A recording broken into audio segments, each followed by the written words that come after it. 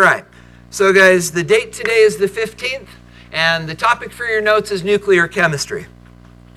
So as you're getting settled, you may remember a couple days ago when we did that history assignment, I mentioned to you that we're starting a unit where eventually we're going to figure out all this wacky stuff on the wall about atoms, but you also may remember this is going to take us until Thanksgiving. So guys, what we're going to do today is we're going to go back over that history stuff, make sure you're clear on the important points. If you've got questions, we'll talk about them as we go. And then guys, at that point, we're going to start the first of 2 days where we're going to look at the nuclei of atoms. Then guys, coming back after fall break, we're going to spend the second day looking at the nuclei of atoms. And then guys, frankly, after that, we're going to watch videos in this class for 2 days. We're going to watch videos about some of the implications of all this nuclear chemistry stuff, and we're going to answer all sorts of weird and interesting questions. And then we'll take that unit test. And then guys, following that is when we'll start looking at electrons. So with that said, guys, here's what you need to do. Don't write until I show you how this is going to go. So guys, what you're going to do in your notes is you're going to draw these 5 pictures. So you want to skip down 4 lines in your notes. Then you want to draw these pictures and make the circles about 1.5 inches across. Then between this row and this row, skip down another 4 lines. So guys, you've got 4 lines up there. You've got these drawings. Then you've got 4 lines in. Spread them out as wide as the page. And then guys, here's what we're going to do. Do they still do this at EFY where you get all these kids together and then they do the magic rain thing where you rub your hands together and then you click? Do they still do that? Never mind, you guys don't care. Yeah, don't they do that? Yeah, where you rub your hands and then you stomp your feet and it sounds like a rainstorm.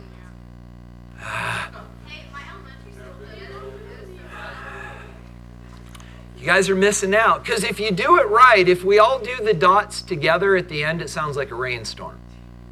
All right. You understand now? Although, did I hear rumors they're getting rid of EFY? Yeah. Yes or no? Gone?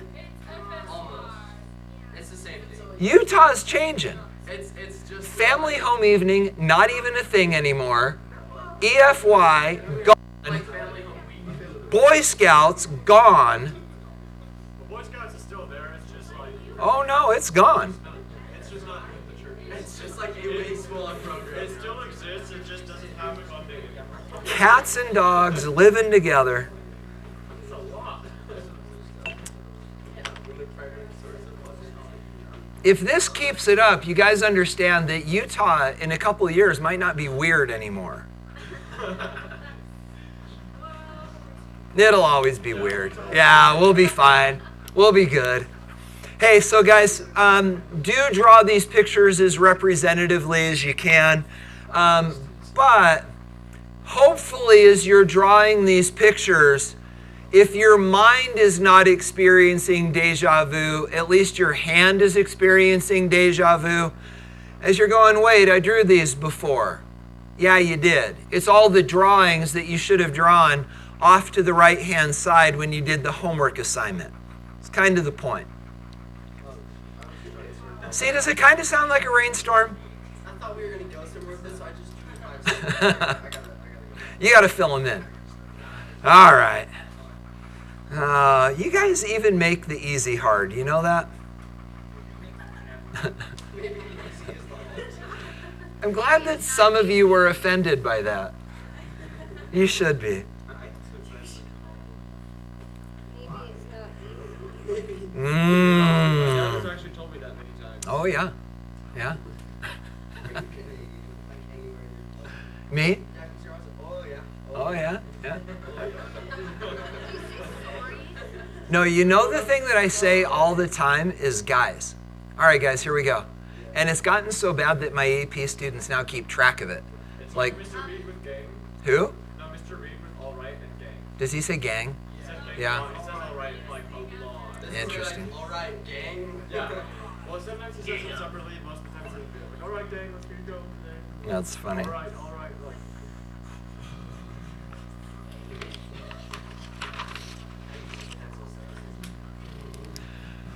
So guys, let's get these drawings. See, I just said it. Let's get these drawings done in the next couple seconds.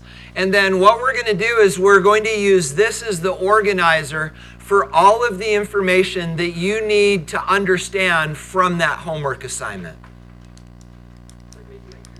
Oh, yeah. Oh, yeah. That's not Canadian. Oh, yeah. Oh. Say it like that. That's where he's getting. Did you say sorry? Sorry? No. No, eh. Okay. All that proves is you've seen Strange Brew. Oh, gosh. That's horrible. Was that you? That's the worst movie.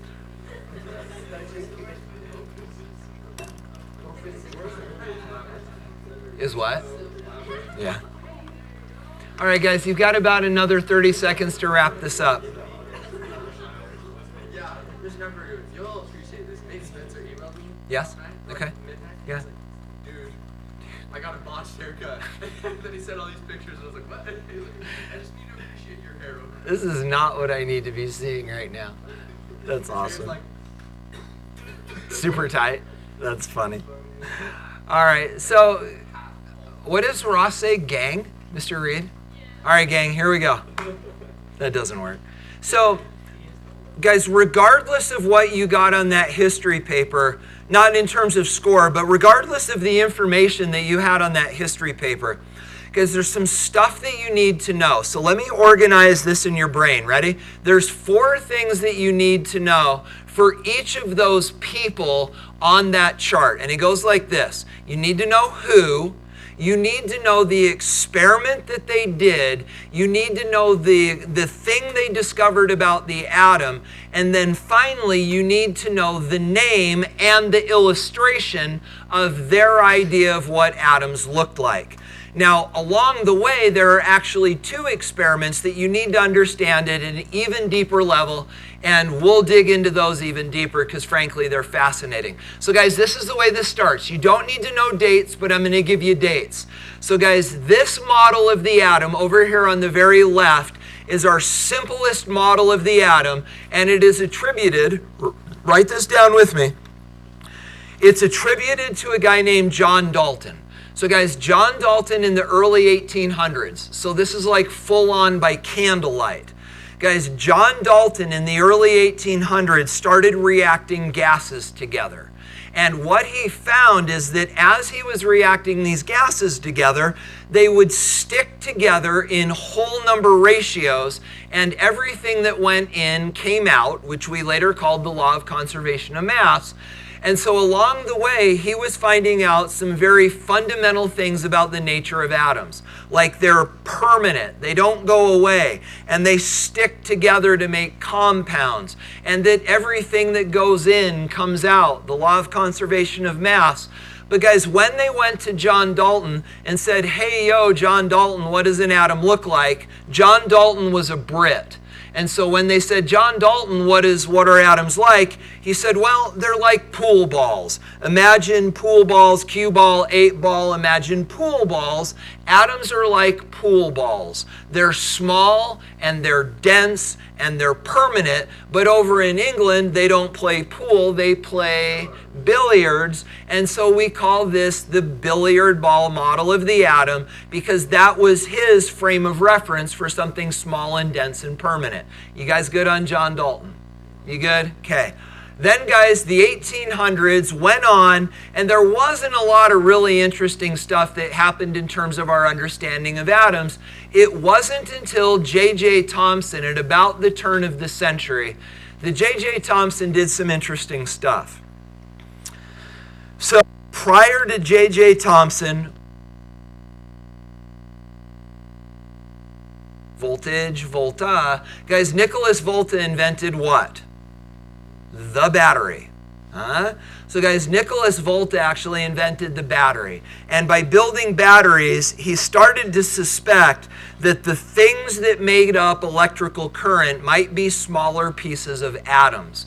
And so J.J. Thompson ran with that idea, and we'll draw this picture in a minute. he created what he called a cathode ray tube. He took an electrical current, passed it through a tube, and it caused a gas inside the tube to glow. Well, by placing a magnet around that beam, it bent. And because it bent, it meant it was charged. And later he figured out that that thing was a negative charge. And he said, hey, atoms are made of something negatively charged. He called them corpuscles. We decided to call them electrons because corpuscles sounded stupid. But then they came along and they asked J.J. Thompson, hey, J.J. Thompson, what is an atom like? And J.J. Thompson, again being British, said an atom is like a bunch of little negative things floating around in a ball of goo that's positively charged. But because he was British, the closest he could come up with was pudding, and specifically plum pudding. So in his brain, the positive charges were the goo, the negative charges were the plums, and we call that the plum pudding model. You guys good on the ideas? Then draw this. So guys, this is the idea. You really draw it schematically, but do this in your notes. So skip down to the bottom. Remember 4 lines below your bottom pictures. Skip down another 4 lines and then draw a square, a rectangle with a couple things on the end. Then guys, over here, draw yourself a battery. That's actually the symbol for a battery.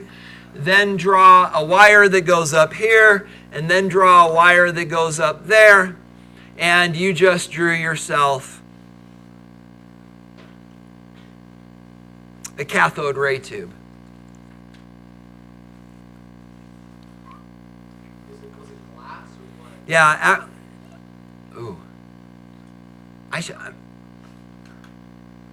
If we waste like 2 or 3 minutes, is that okay? Not that we already haven't wasted 15 talking about Canadians and everything else, but let's finish this. And then there's, I wonder if I can make this work. I wasn't even planning on doing this. Can I try something? Okay, so let's do this. Let's finish the idea and then let's talk. So, guys, the idea is then this. So this is a cathode ray tube, and this is really what Thompson did. This is a glass tube that is charged with a gas that glows when electrical current passes through it.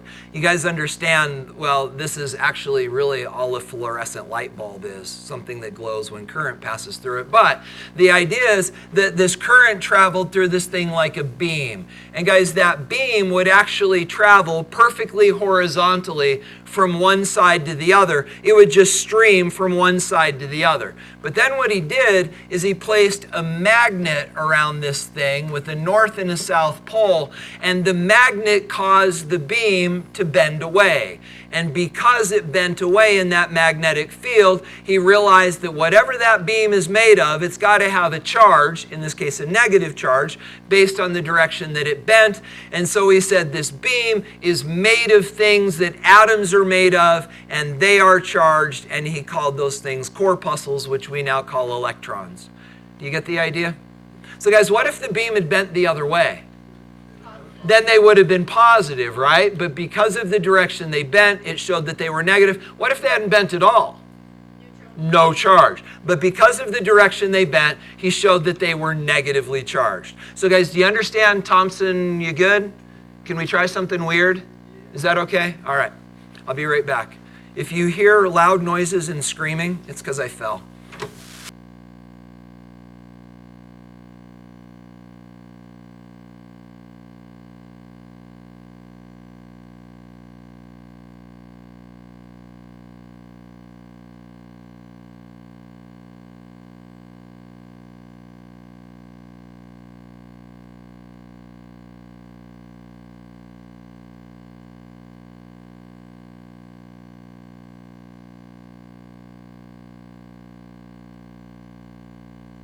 Had this thing. Oh, these are you touch it. No. What does that mean? You feel it. Oh, so wait, you're saying that when you turn that on, it has a static charge? Oh, yeah. Oh, because those are electrons. Oh, yeah. So, guys, some of you have actually never seen this. So guys, there was a day not so long ago when televisions and computer monitors were not an inch thick, they were a foot thick. All right, it's a completely different technology. But guys, if you ever try to purchase one of these, like on eBay or something like that, because you want to go old school, some people still like these because they actually reproduce colors better. If you ever try to buy one of these online, what you actually do when you search for it is you actually search for CRT television. These are what are called CRT or CRT computer monitors. What does CRT stand for? Cathode ray tube. Guys, the same thing that you drew or you see on my screen is actually what makes this computer monitor work. The way that it goes is this. This is the front of the screen. This is the part that you see. This back here, which is an electron gun, actually sits right here. And what they do is they coat this screen with what is called phosphors.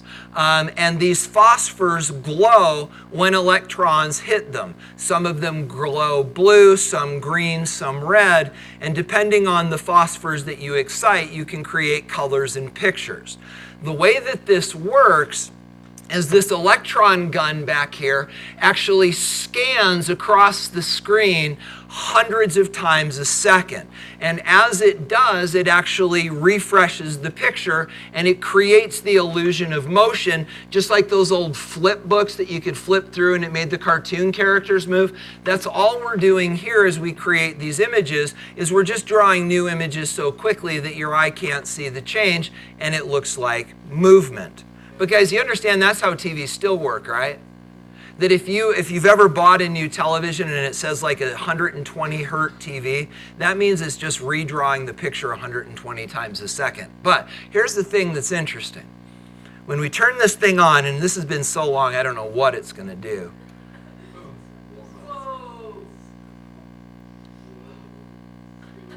Oh yeah. So guys, what is it that's making this image?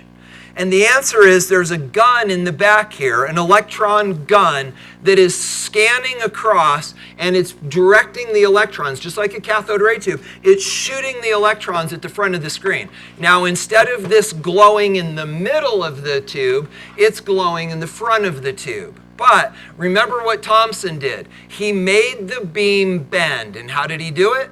With magnets. And so guys, in theory then, and I don't know if I've got strong enough magnets, but let's see. In theory then, with magnets, we should be able to get the beam to move. Did that just like go away? Let's see. Wait, does it have a display for you? It does, but the last thing I want to do, oh, I guess I could. Is it good? Okay, so let's see what happens. So, a little bit. So guys, then as you, just magnets, right? As you take these, is it moving? As you take these magnets and move them around the electron beam, well, yeah, and that's because there's actually, as it does, it's shifting the beam enough that it's hitting different phosphors. But it gets even worse if you do, oh, it went away. Let's do it again. You can really get the beam to bend if you stick the magnet in the middle of the screen.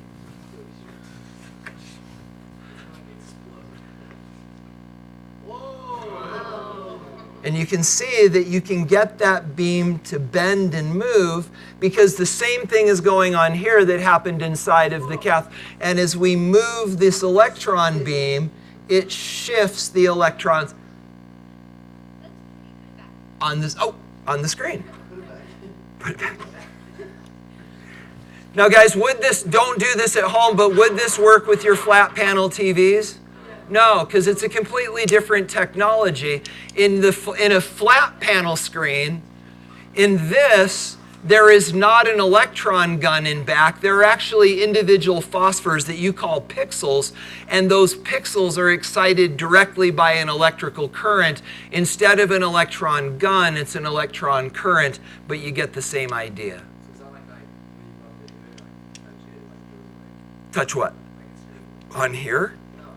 Oh, no, yeah, so that's interesting, right? So the idea is that if you take this screen and you push on it, what you're actually doing is there's a lot going on here, because you've got a screen in the back that is actually a grid of electrical wires. And everywhere one of those wires connects, there's a little cell we call a pixel that can glow red, blue, or green.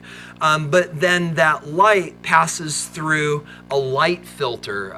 It's a polarizing filter that straightens out the beams of light so we get true colors. And so what you're actually doing when you're pushing on this is you're actually smushing the polarizing film up against the phosphors, and it just distorts the colors. Yeah, so it's a little bit different. All right, so you guys good on this idea with cathode ray stuff? All right. This thing has not been out in like forever. I forgot I had it, and then Miss Collin and I were cleaning up this summer, and I was like, oh, look, this dinosaur. What's that? Yeah, oh, yeah, I mean, this used to be the monitor that I used for my computer back in the day. Yeah, it was actually really great because I used to have a beaker stuck to the top that said tip cup. Did you actually get that? Not much, no. Yeah, unfortunately, my tip cup won't balance on here anymore. All right, so guys, you good on Thompson? We all right? All right. I think I could probably get away with it. All right, so guys, where are we at here? We're 1905-ish. Thompson discovers the electron. But guys, notice this is all mucked together. Not any structure, just gook, positive and negative gook. So along then comes, and this is going to go up here, a guy named Robert Millikan. But guys, notice where Robert Millikan goes relative to our pictures. Above. Why does Millikan not go next one to the right? Because Millikan is not the one that discovered the nucleus. Millikan actually did not give us a new model of the atom. What Robert Millikan did was something called the oil drop experiment. And when Millikan did the oil drop experiment, he did not discover the electron. He discovered that he quantified the charge of an electron.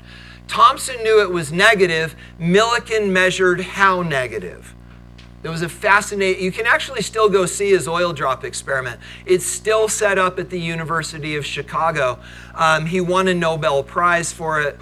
He just didn't get his own model of the atom. It's very sad. There you go. So guys, what then was the next breakthrough that led us to a different understanding of what the atom looks like? And that would be this. This is Ernest Rutherford's work.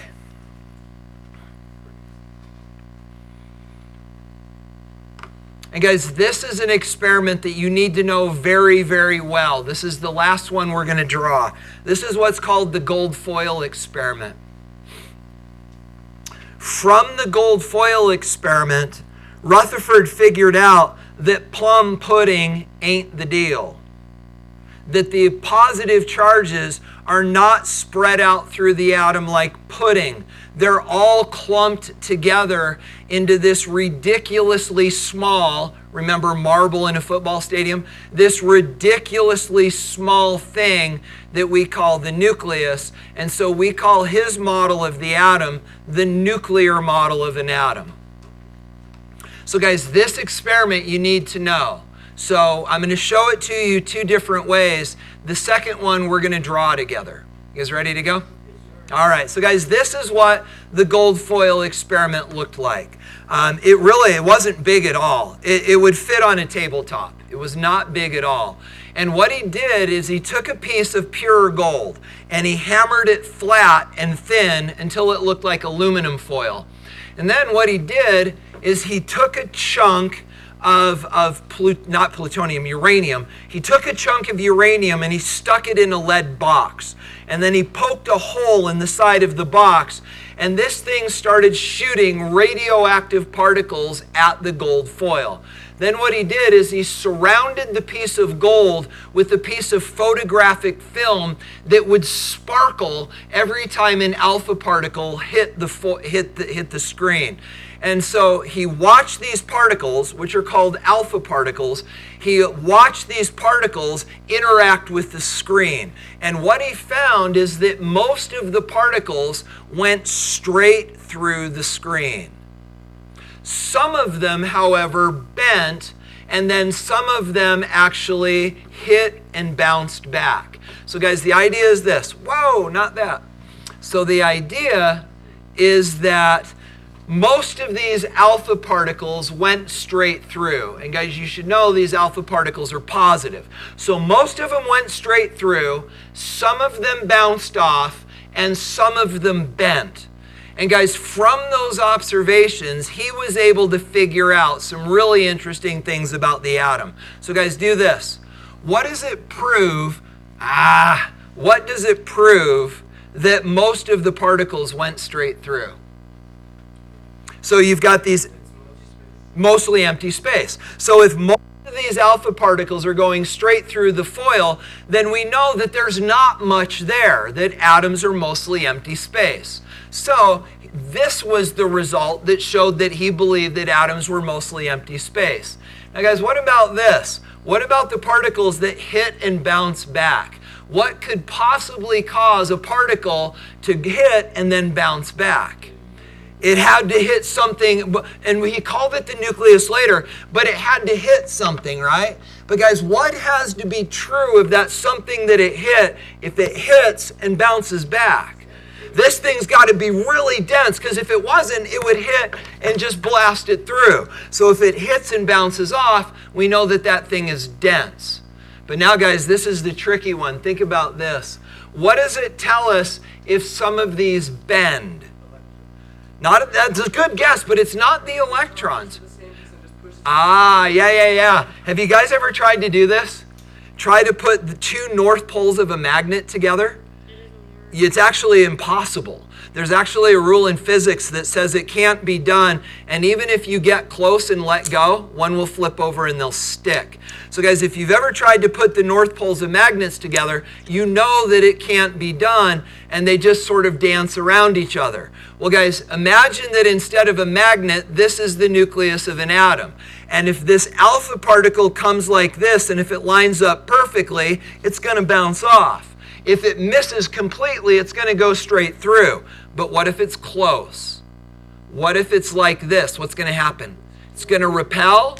It's going to repel, and it's going to bend. And that's exactly what Rutherford saw happening. So the idea then is this. These guys that are bending, if the alpha particles are positive, what's the charge of the nucleus? Also positive. So guys, this is then what I want you to draw. It goes like this. Draw this dude. Down below by where you drew your cathode ray tube, draw yourself a couple gold atoms. So you're zooming in on the gold. And then from there, draw yourself some alpha particles. And you might want to label these as alpha particles and label them as positive. And guys, most of these alpha particles go straight through the gold because they don't hit anything. But some of them bounce back and others of them bend. So draw most of them going straight through, but maybe like one bouncing back and one bending. And then here's, oh, good. What is my board doing? This is getting frustrating. I am proud to report I have not yet cussed. But I am on the inside. I know, because I'm recording. So guys, let's then label these 1 and 2 and 3. So number 1 will be the ones that go straight through. Number 2 will be the ones that bounce back. And then guys, number 3 will be the ones that bend. They're all positive. Yep. Yep, all alpha particles are positive. So this then is what you've got to be able to think through. Guys, most of the alpha particles went straight through. That's number one. What does that tell us about atoms? Mostly empty space. Write it down. Mostly empty.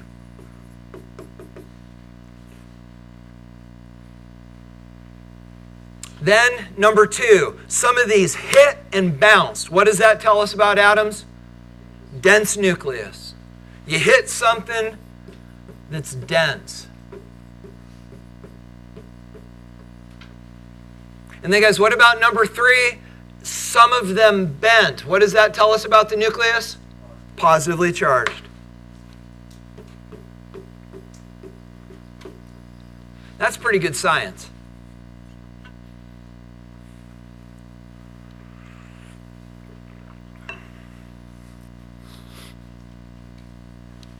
So guys, those are the two experiments that you need to understand. You need to understand the cathode ray tube, and you need to understand Rutherford's gold foil experiment. You guys all good on that? Almost? All right. How about now? How about now? Are we- You knew where I was going with that. You guys are like a herd of turtles. Are you done? Maybe we'll just go slow.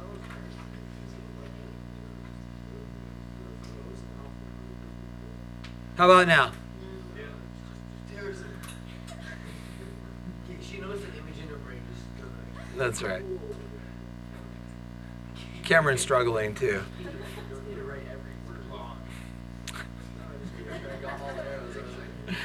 All right. So guys, this then creates a breaking point, if you will, and I'd encourage you to write this in your notes. Notice the horizontal blue line.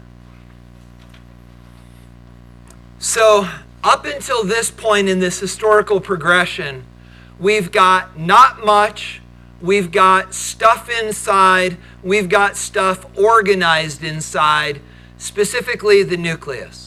And guys, this then provides the foundation for everything we're going to do in this unit. In this unit, we are only going to talk about the nucleus of the atom. We are not going to talk about the electrons. That will be the next unit. But we'll set the stage right now. So guys, Rutherford gave us the nucleus like 1910. Then along came a guy, and this is actually interesting. Remember how we said Rutherford was shooting gold foil, or shooting alpha particles at gold foil and looking for the little bright spots on the film? It actually wasn't Rutherford looking for the bright spots. It was his lab assistant, Niels Bohr. Niels Bohr actually used to work in Rutherford's lab. Then Niels Bohr took off and did his own research, but Bohr decided that he was more interested in electrons than he was interested in the nucleus. And guys, we're not going to dig into this a lot now. We will in the next unit. But guys, Niels Bohr, turning his attention to electrons, actually figured out that the electrons were not all just mucky-muck together around the nucleus, that they were organized. And they were organized into orbits like planets around the sun, which he called the planetary model. And interestingly, he figured that out by studying light, which will actually be the first lab that we do in the next unit. And guys, if truth were told, this is probably what most of you think atoms look like. You've got a nucleus, you've got electrons moving around like planets around the sun. You believe Niels Bohr had the model correct. Well, he was close, but there was a lot of rich detail that he was missing. And the person that generated that detail was actually a guy named Erwin Schrödinger. Now, the thing that made Schrödinger work interesting is that he didn't do any experiments. Einstein hated him for it. Einstein and Schrödinger were actually like arch enemies. These guys would meet together at conferences and scream at each other, which kind of excites me to think about somebody getting up in Einstein's grill and going, "You're an idiot." But the thing that Einstein hated about Schrödinger is that Schrödinger couldn't demonstrate that his ideas were correct by doing experiments. We didn't have the technology necessary to do his stuff. Now we do, and it turns out he was right and Einstein was wrong. But guys, understand that all Schrodinger did, not all he did, but he did math. Everything that he thought to be true about atoms, he couldn't prove in a lab. He could only prove it with a calculator, although there weren't calculators back then and he used a slide rule. But he created this whole new region of science called wave mechanics, and he believed that electrons were not like particles moving around the sun like planets, that instead electrons were like clouds of charge. And we attribute that to what we call the charge cloud model of the atom. So guys, this then leads to the question, how did you do in the homework? If I hadn't gone over this stuff, was this stuff contained in your homework? Okay, good. Then I'm glad that we did this. So this is the stuff that you have to know. You're going to see it in homework. You're going to see it on the test. Any questions about any of this historical stuff, or can we move on? Cameron, you good? You don't need more time? You're sure? How about Terrison? Okay. You okay? All right. So guys, do this. We're now going to move forward. We got about 10 or, well, we'll see, about 15 more minutes of really interesting stuff to talk about. Because guys, what we're going to do is we're going to dig into the nucleus, and we are going to learn some interesting things about what this nucleus is all about. So you ready to make the transition? Do this. So guys, let's see how much you can remember in 38 seconds. Who discovered the nucleus of the atom? And don't look at your notes. Rutherford. Yeah. So guys, Ernest Rutherford discovered the nucleus. How did he do it? What was the thing he shot at? Piece of gold. What did he shoot at the gold? Uranium. No. So not, it was the alpha particles that came out of the uranium, and so, which was in a lead box, which made it go in one direction. And guys, most of the alpha particles went straight through, proving what? Mostly empty space. Some of them bent, showing the nucleus is, and some of them hit and bounce, showing, yeah, exactly. And so imagine this, guys. We're like early 1900s. Rutherford's all like, Bohr's excited too, because Bohr was there too. And Rutherford's all excited, and he's going, oh my gosh, J.J. Thompson's plum pudding model's not right. There's a nucleus in the atom, and he didn't even know about protons. He just said there's a nucleus in the atom, and the nucleus, all the positives clumped together in the middle in the nucleus, and he started to tell people, and guess what everybody said when he told them? You're an idiot.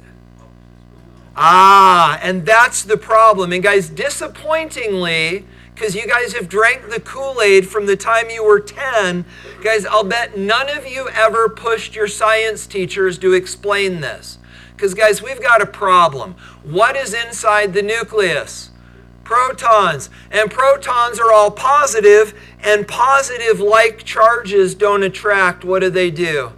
They repel. And so guys, when Rutherford said, hey guys, guess what? Thank you. When Rutherford said, hey guys, guess what? Do you need me to sign that? There's a nucleus in the atom. Whoa, here we go. Thank you. When Rutherford said there's a nucleus in the atom, the other scientists said, that's impossible. But guys, thank goodness Rutherford said, hey man, I can't explain it, but I know it's true. Let's see if we can figure it out. But guys, if nothing else, you've got to understand this. There's a problem with the nucleus. Don't write this down. But there's a problem with the nucleus. And the problem with the nucleus is this. The nucleus contains protons, and protons are positive, and positives don't attract. What do? They repel. And the nucleus should just blow apart. So guys, do you know? Why does the nucleus not blow apart? It is partially because of the neutrons, but so the neutrons play a part in this, but that's not the answer. Well, no, that would make it worse, because what do the electrons do to the protons? Pull apart.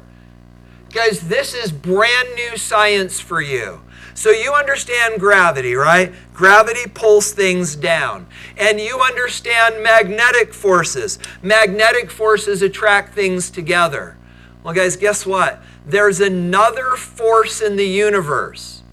And this force is so strong that it can keep the nucleus from flying apart. It's not gravity, it's not magnets. But guys, there is another force in the universe that is so strong that it can hold these protons together and keep the nucleus from falling apart. Does anyone know the name of the force? It's called the strong nuclear force. And guys, it's this pulling together force that, not bad, right? It's a pulling together force that keeps the nucleus from falling apart. And guys, it's called the strong nuclear force. Oh yeah. This is important. Oh yeah. No, you'll be okay.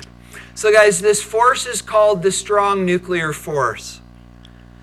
But as you write down the word strong, you might be thinking to yourself, what is strong? How strong? How strong does a force need to be in order to hold the nucleus of an atom together?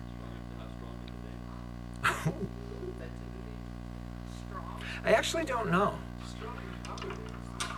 Let's call it strong. We need a word here. What could we use? Yeah, right. I know. Let's go with strong.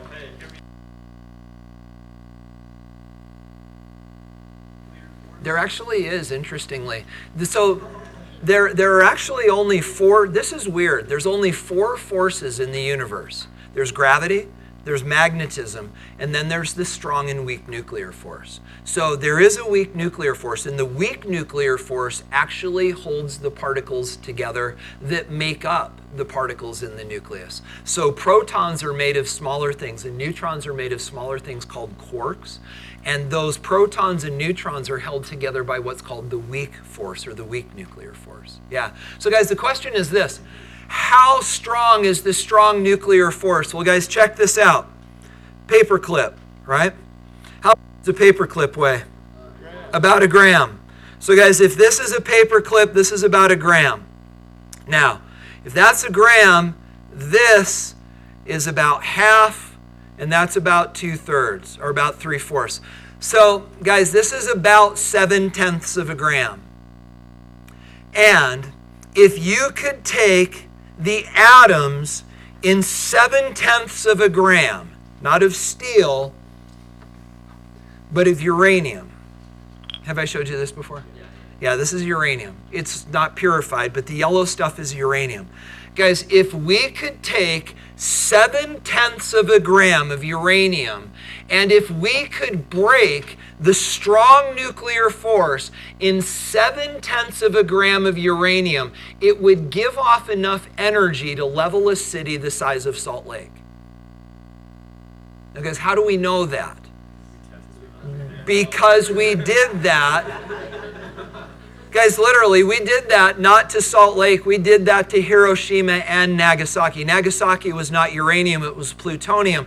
But guys, when we dropped that bomb on Hiroshima, hoping to end World War II, guys, this is how much uranium actually broke apart. 7/10 of a gram. We didn't know how much we needed, so we dropped 141 pounds of uranium on Hiroshima. But looking back at the way this worked, 7/10 of a gram of uranium's strong nuclear force broke. And when its strong nuclear force broke, there was enough energy given off that it leveled a city of 100,000 people, killed 80,000, knocked down 80% of the buildings. Hiroshima is still radioactive as a result, and it was only 7/10 of a gram of uranium. No, it blew off into space, which is why uranium, or why Hiroshima is still radioactive, is it dispersed the rest of that 141 pounds across the city. It rained down, and a lot of people that died in that actually died from radiation poisoning.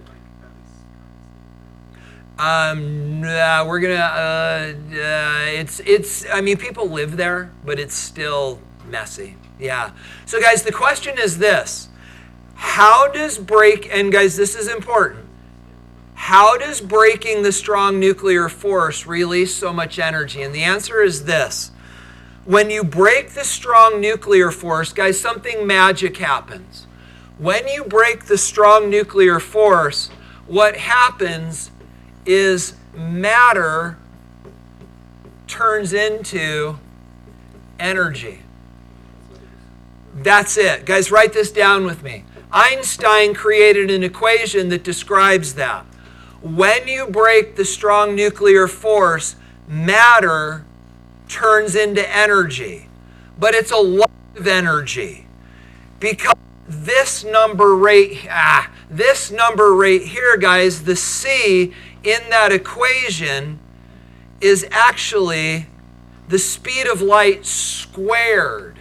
So guys, when we say that matter can become energy, it's multiplied by a factor of the speed of light squared. That's where all that energy comes from.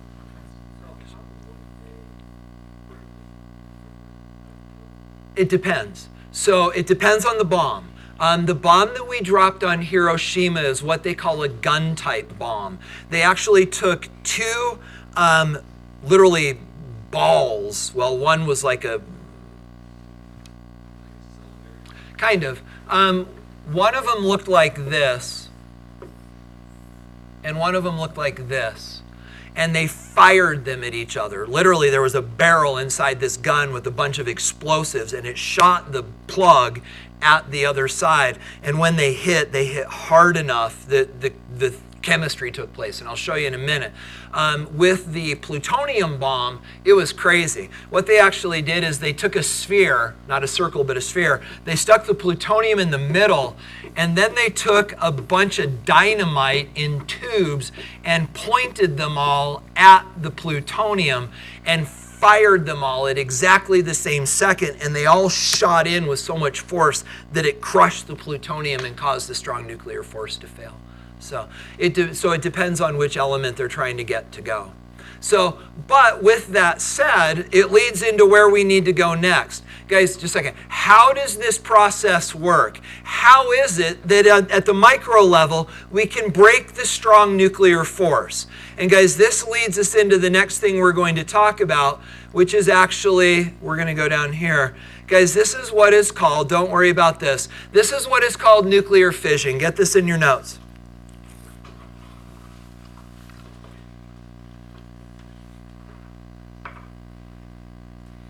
So when we break that strong nuclear force, we are talking about a process called nuclear fission.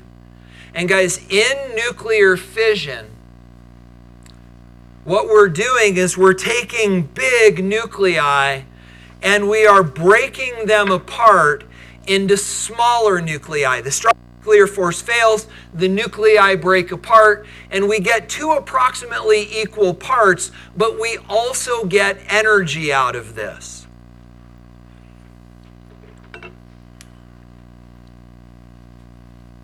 Because what I'd like to do is I'd like to show you more about how this actually works. This is fascinating stuff. And by the way, after fall break, we're going to watch a video on the amazing efforts that the United States in the 1940s put into figuring out how to do this before Germany figures it out. If Germany had got to the bomb first, or Japan, this world would look a lot different. So guys, this is how this works. What happens when nuclear fission takes place is we break big atoms into small atoms. And this happens a couple places here on Earth. In nuclear power plants, and also in nuclear weapons. But guys, the thing that's scary is they're the same thing. A nuclear power plant is actually a nuclear bomb that we've figured out how to control. But if we lose control, it becomes a bomb. Chernobyl, 3 Mile Island, Fukushima, Green River, Utah. You guys know they're thinking about building a nuclear power plant in Green River, Utah? The land of wonderful watermelons.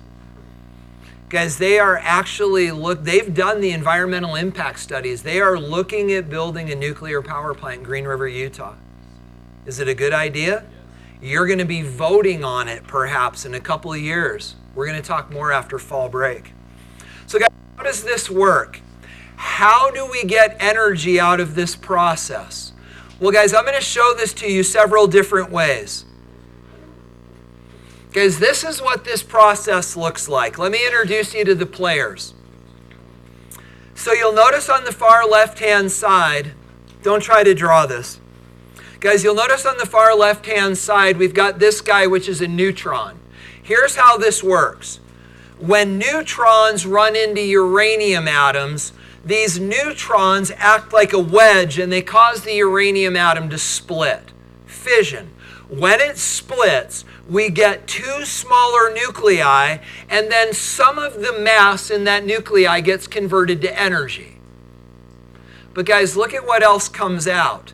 When this splits, we get krypton and we get barium, but what are these guys? More neutrons. 3 to be exact. And what do these 3 neutrons do?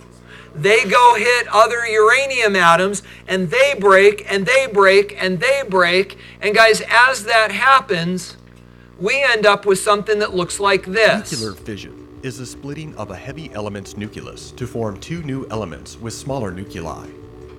One of the most important fission reactions is that of uranium-235, which is used in nuclear reactors and atomic weapons. The fission of uranium-235 is initiated when a neutron So here comes the traveling with neutron. enough velocity collides with the uranium-235 nucleus. The collision produces U-236, which immediately splits into 2 lighter elements, such as krypton-91 and barium-142. The fission event also releases 3 neutrons and energy.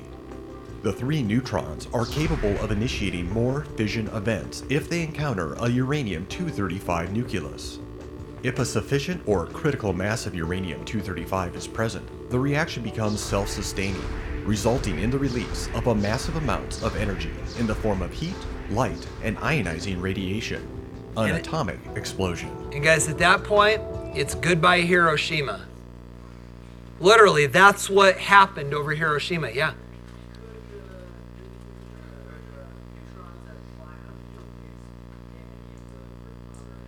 That's a brilliant question, and the answer is yes. And the thing that's interesting is sometimes those, we call them daughter nuclei, sometimes those daughter nuclei can also fission and give off even more energy. So absolutely. So yeah. So, like, if you build 2 atomic bombs like that, Yeah. they could have totally different explosions. What makes you think so? Because, like, Or even more interestingly, some of these neutrons could miss altogether. And if these neutrons miss altogether, it doesn't sustain the reaction. And what you're going to find out in these videos that we're going to watch, that was the hardest part about building the bomb. It wasn't starting the fission. It was, because remember, this thing's blowing up, right? And as it blows up, it spreads out. And the likelihood of these neutrons hitting other nuclei goes down. So they had to find a way to contain it so that it didn't just blow apart and fizzle out. We've gotten good enough at this, though, that we can create containment that keeps these things together and actually does create similar results. But in theory, yeah, at that level, it is certainly possible. So, guys, question for you. Nuclear bomb, right? This chain reaction that just goes and goes and goes and goes crazy. But, guys, this is then the question. Right now, all around the world, guys, this very reaction is taking place peacefully and harmlessly and generating electricity in nuclear power plants all around the world. So how does that work? How can we take this thing that wants to run out of control and explode, and how can we throttle it back and contain it and control it so that we can use it to generate electricity without it exploding? Guys, what could we do? Guys, what could we do to make this thing run slower? We could cool it off, but there's so much energy here that it's not enough to slow it down. Yeah.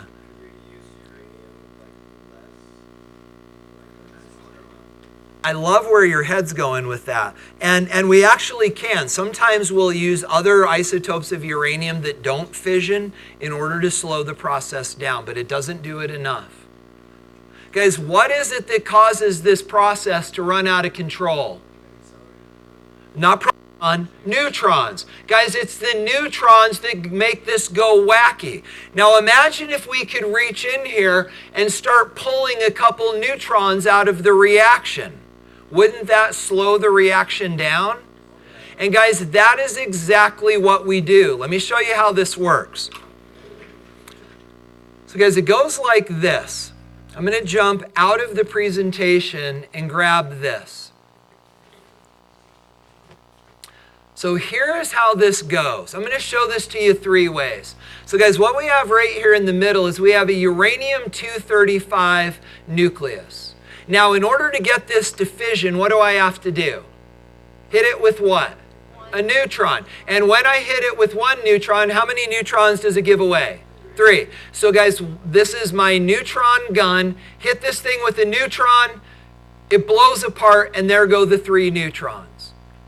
So again, hit it with a neutron, blows apart, 3 neutrons. Now, what if we get a bunch of these together? Well, guys, if we get a bunch of these together, hit this with a neutron, and we end up with a chain reaction in goodbye Hiroshima. Oh, and I can't shoot it. So guys, how do we slow this down? Well, this is how nuclear reactors work. Guys, inside this nuclear reactor, these are all uranium atoms. But inside this nuclear reactor, we place these blue things called control rods. They actually look like this. Guys, this is the inside of a nuclear reactor. And guys, these columns right here are the control rods. They're about this big around, they stand about this tall, and they're made of clay. But they're actually made of a clay that absorbs neutrons. And what they can do is they can speed up or slow down the reaction by either inserting or removing the control rods. So guys, it goes like this. Without control rods, inside a nuclear reactor, you hit this thing with neutrons, and the next thing you know, this thing's running out of control. The heat goes up, it melts down. That's bad. You get a lot of electricity really quickly, and then everyone dies. So guys, what we do is this. We insert these control rods, and every neutron that hits a control rod does not hit another nucleus, and we can actually speed the reaction up and slow it down by adding, and we can even shut it off by adding and removing these control rods. And so we can strategically insert and remove these, and we can keep the reaction going, but keep the reaction from overheating. Guys, this is what happened in Chernobyl. Their cooling system broke, and their control rods melted. That's bad. Because as soon as those control rods are gone, the reactor just turned into a bomb, and it's game over. Do you understand the right idea?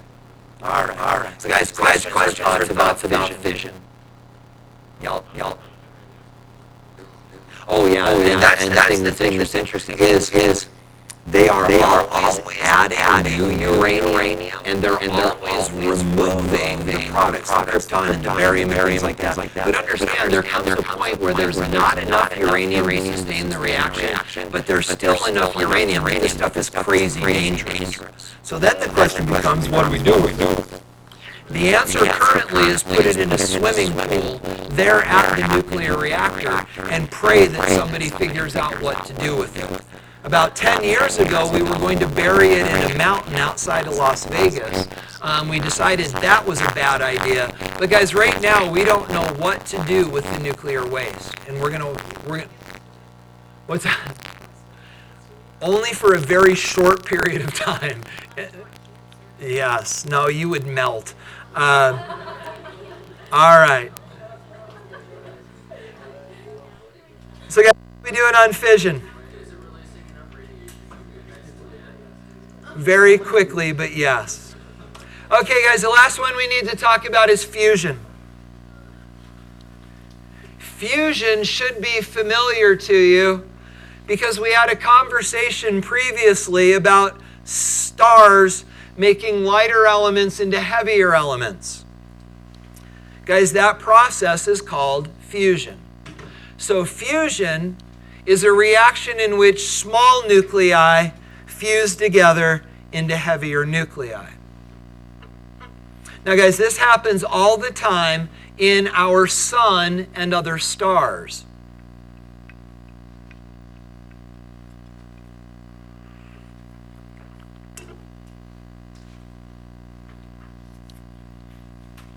But where does this happen here on Earth? It doesn't. Who said that? We wish it did. Guys, if we could figure out how to get fusion to work here in a controllable way, guys, we would have an unlimited and completely clean source of energy forever. We just can't get it to go. Just a second. There's only one place where we can get fusion to go here on Earth, and that's hydrogen bombs. Guys, these are the bombs that we've never dropped one on people, but we have vaporized islands in the middle of the Pacific with hydrogen bombs. It's energy like you have no idea. Fusion releases so much more energy than fission. We just can't figure out how to harness it. Yeah. What's the deal with Comet 43? What about it? Why? Oh, let's talk about it later. It's actually not pertinent to this conversation. The short answer is we can't find it, so we make it. So guys, this is what fusion looks like. So this process that has made all the elements except for hydrogen that we see today taking place in the sun is literally hydrogen atoms are fusing together. When they do, the strong nuclear force is disrupted and a little bit of mass is turned into energy, E equals mc squared. And guys, that energy is the heat of the sun. So our sun's a massive nuclear bomb. Oh, absolutely. It is actually converting, what's the number? 50 trillion kilograms of mass into energy every minute. It's, remember, 7/10 of a gram, goodbye Hiroshima. It's 50 trillion kilograms a second, and we experience that as sunlight. Yeah, isn't that crazy? It's so cool. So guys, let me offer you this as a way to end the day. So we understand this idea that inside the sun, hydrogen is becoming helium and a little bit of mass is being converted to energy. That makes you significantly smarter than the majority of people wandering around in a park. You guys know this guy? Actually, protons. Okay. So this is the guy from Veritasium, and he's actually wandering around in a park asking people, how does the sun make energy? Here's the answers he gets. The sun is actually protons. Okay. And so what do the protons do in the sun? Now guys, protons, hydrogen atoms, right? A hydrogen atom is just a proton with an electron. It dance together. Okay. But when they come close, you know what they do? They just Collide. Well, actually, they bounce off each other. I'm coming in. Whoa! Oh! Why do the protons bounce off each other? Something to do with electrons? Positive, negative electrons. Because they don't like each other. They don't like each other. That's what it is. That's because a proton needs a neutron, right? Do you know why they repel like that? Magnetic force. The repelling Why do they repel? They're all positive. magnet type thing. Magnet field. Electric field. Positives and negatives. Positive and negative. It's to do with the positive negatives, right? We got protons. Protons are. Positive. The Positively charged. Yeah, so the positives repel each other. Negative charge. Okay. This is why it's so important that the sun's hot, because if the sun is hot enough, it gets these things moving so fast that sometimes they can't avoid a collision. Okay. And when they get too close, they actually go. An explosion.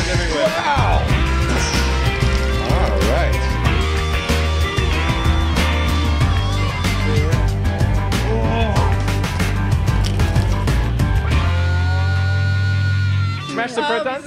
Yeah. No, smash. Oh! And now they're stuck together.